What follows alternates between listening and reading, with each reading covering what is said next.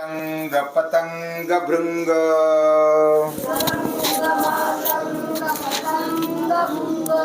मीनाहता पंचभिरेव पंच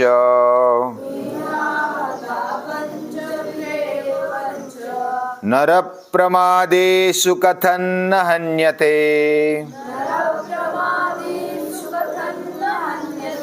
एषेव ते पंचभिरेव पंच भिरेव एषेव ते पंचभिरेव पंच।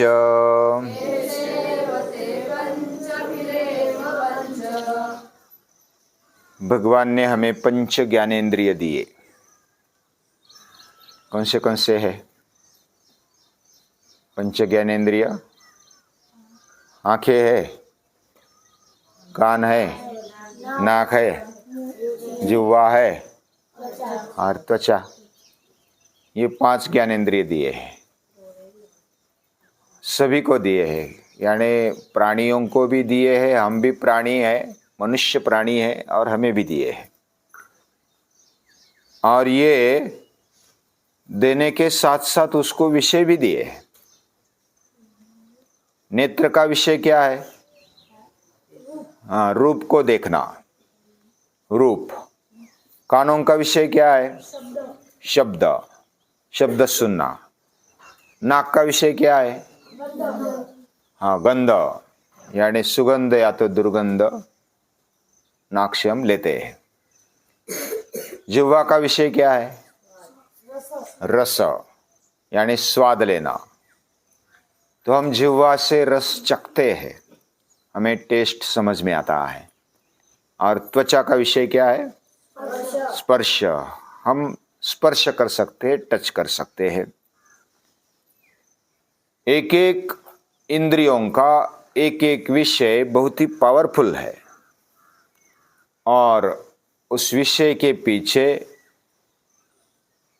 आदमी लग जाता है।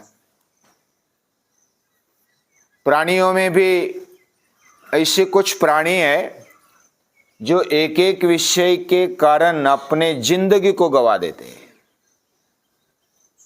तो उसमें इस श्लोक में बताया कुरंग है। कुरंग यानी हिरण। हिरण, उसको अगर पकड़ना है ना, तो पारधी क्या करता है? वह संगीत बजाता है।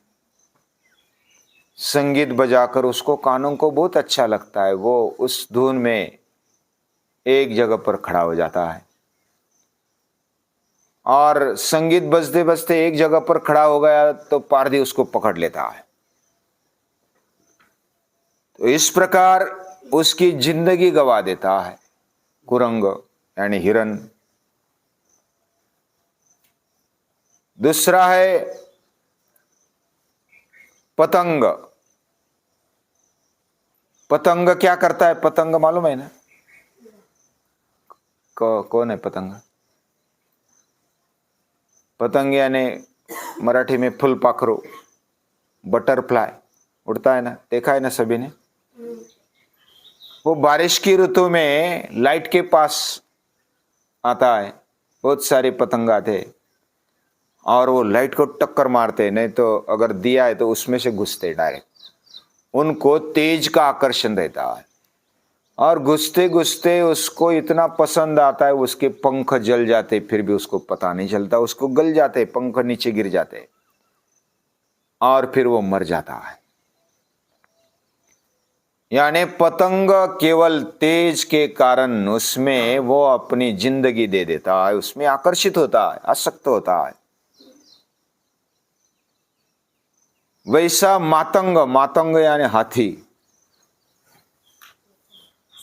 हाथी को क्या अच्छा लगता है? उसको स्पर्श अच्छा लगता है। जो हाथी होता है, हाथी का स्पर्श उसको अच्छा लगता है, तो उसको पकड़ने के लिए क्या किया जाता है मालूम है? एक गड्ढा किया जाता है जंगल में, और गड्ढे के आगे एक हाथी का चित्र और उसका या तो ऐसी मूर्ति बना दी जाती है और वो रखी जाती है।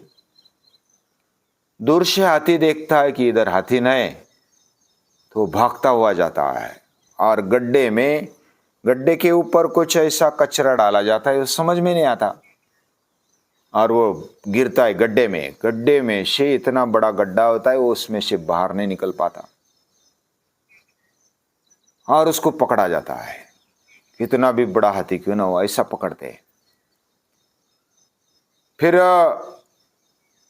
भृंग है, भृंग यानी भौरा। भौरा देखा है? काला काला भौरा होता है, वह पुष्पों की सुगंध लेता है और उसको कमल बहुत पसंद है, कमल के फूल, और कमल में ज्यादा गंध भी होता है, यानी सुगंध होता है और उसमें मध शहद होता है। वो शहद लेने के लिए भृंग जाता है, उसके गंध के कारण आकर्षित होता है, उसको पता चलता है कि इधर फूल है, तो उसमें बैठ जाता है। अभी कमल में बैठ गया, तो कमल में बैठने के कारण शाम को कमल क्या होता है, उसकी पंखुड़ियां धीरे धीरे मिट जाती है। ये मालूम है ना? यानी सुबह होते ही वो खुलता है, उसकी पंखुड़ियां खुलती है, और शाम होते ही उसको वो बंद हो जाती है। और उसके आकर्षण के कारण अभी भौरा तो लकड़ी को भी फोड़ने वाला होता है, इतनी उसकी दांत या तो उसकी जो सूंड होती है ना, वो पावरफुल होती है। फिर भी जो आसक्ति के कारण उस फूल के पंखुड़ियों को भी तोड़ नहीं पाता। वो बोलता है कि जब निकलेगा तब निकलेगा, आराम से इधर सो रहे, आराम मिल रहा है और पंखुड़ियों पर सोने को मिलता है, वो आराम से उधर रहता है। लेकिन एक मदोन्मत्त हाथी आ जाता है रात में पानी पीने के लिए, और उस सूंड से फटाखट इधर उधर फूलों को, उस कमल के पौधों को हिलाता है, तोड़ फोड़ देता है। उसमें भौरा भी बैठा होता है, वो भी मर जाता है। और मछली देखी है ना सभी ने? मछली कैसे पकड़ते हैं मालूम है? कैसे? उसको है ना खाने के लिए बहुत मजा आता है मछली को।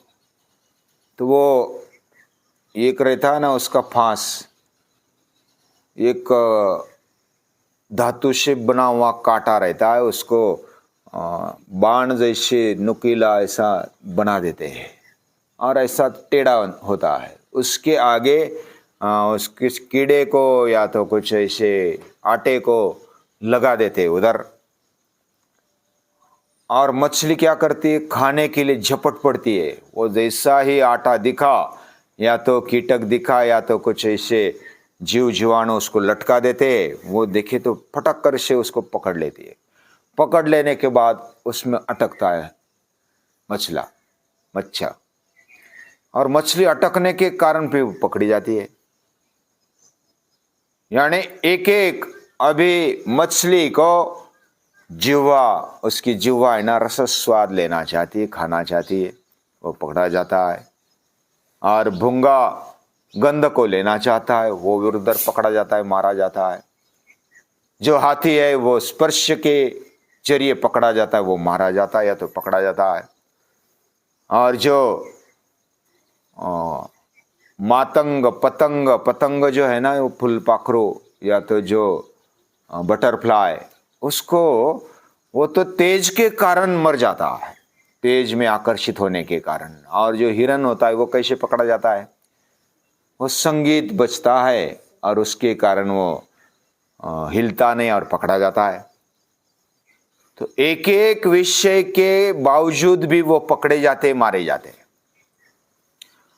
हमारे पास यानी मनुष्य के पास नर प्रमादी सुकथन न हन्यते, जो नर होता है ना वो प्रमादी होता है। नर यानी नर नारी दोनों, उनके पास पांचों इंद्रिय बहुत ही प्रबल होते हैं। वो पांचों में अटकना चाहता है, पांचों में आसक्त होता है। तो ऐसा जो आसक्त होता है वह पकड़ा जाता है। एक बार क्या हुआ, एक कौवा ने मांस का बड़ा टुकड़ा ले लिया अपनी चोंच में। और कौवा कुछ भी खाता है मालूम है ना, वह रोटी खाता है, वह सब्जी खाता है, वह मछली खाता है, वह मांस खाता है, जो भी मिले वो खाता रहता है। तो उसने मांस का टुकड़ा ले लिया, बड़ा टुकड़ा, और वो वजनदार होने के कारण वो उड़ रहा था, लेकिन उसको बहुत ही दम लग रहा था। तो मांस का टुकड़ा देखने के कारण उसके पीछे गीद लग गए। गीद मालूम है ना, जो मांस खाते हैं, अभी तो दिखाई नहीं देते, लेकिन बहुत ही बड़ा पंछी होता है।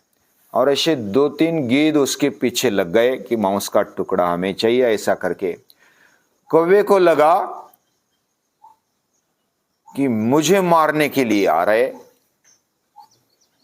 उसने सोचा कि मैं और ऊंचा जाऊंगा और जोर से उड़ूंगा, लेकिन उसको बहुत ही दम लग रहा था और वो मांस का टुकड़ा बहुत ही भारी था, तो ऊंचा उड़ भी नहीं पा रहा था।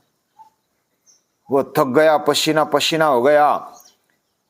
तो फिर एक गरुड़ आया उसके पास, कौवे के पास। तो वो कौवा गरुड़ को बोलता है, हे गरुड़ दादा, तू पंछियों का राजा है, ये देख मेरे पीछे मुझे मारने के लिए आ रहे गीद, तो उनसे बचा ले। तो गरुड़ बोलता है, तू क्या कर, तेरे मारने के लिए वो नहीं आ रहे, तेरे हाथ, तेरे मुंह में, पाँव में जो भी मांस का टुकड़ा है ना बड़ा, उसको खाने के लिए वो आ रहे, उसको छोड़ दे तो तू ऊंचा भी उड़ पाएगा और तेजी से उड़ पाएगा, उससे बच भी पाएगा। तो उसने वैसा किया। कौवे ने मांस का टुकड़ा छोड़ दिया। छोड़ देते ही वो गीद उस पर झपट पड़े और कौवा ऊंचा उड़ने लगा। वो हल्का हल्का हो गया, उसको लगा कि अरे वाह, बच गया, नहीं तो मैं मारा जाता। वैसा आदमी भी आसक्ति के कारण मारा जाता है।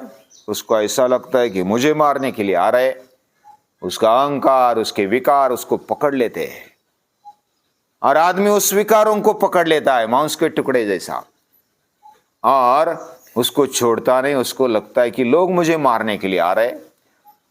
लोगों को तो आसक्ति है, या तो दुष्ट जो होते, राक्षस जो होते, वो हमारा चुराना चाहते हैं और वो हम पकड़ के रखते हैं, तो वो मारते हैं या तो हमें ईजा करते हैं। इसका अर्थ हमें संपत्ति इकट्ठा नहीं करनी चाहिए, ऐसा भी नहीं, लेकिन हमारे अंदर जो अहंकार है, या तो केवल हमें चाहिए, आसक्ति में हमें नहीं अटकना चाहिए। इस कथा से हम ये बोध ले सकते हैं, हमारे अंदर इतनी शक्तियां है और वो शक्तियां इंद्रियों के द्वारा हम प्रकट करते हैं, लेकिन इंद्रियों के द्वारा हम ज्ञान प्राप्त कर सकते, कुछ कार्य कर सकते हैं, उसके बजाय उधर अगर आसक्त हो गए, उसमें अगर चिपक गए, तो हमारा नष्ट होना तय है। नर प्रमादी सुकथन न हन्यते, नराहता पंचभिरेव पंच, यानी वो नर 5 विषयों से हत हो जाता है, मारा जाता है। ऐसी कहानी बहुत सारी है, हर रोज हम एक ना एक देखेंगे, और जिन्होंने भी कहानी बताई महापुरुषों ने, उनको नमन करते हैं।